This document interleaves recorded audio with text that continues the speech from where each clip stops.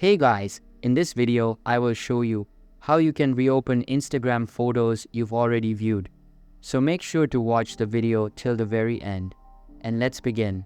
First of all, open the Instagram app on your mobile device and make sure it is updated to the latest version available. After that, sign into your account and head over to the preferred conversation. Here, if I try to see the picture, you can see that it cannot be viewed again. In order to do that, turn on the airplane mode and view the message. After that, close the Instagram app.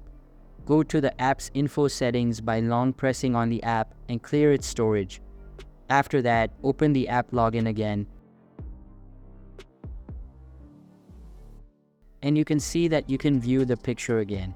So that's basically how you can reopen Instagram photos you've already viewed. So that's all for this video. Hope you liked the video. Thanks.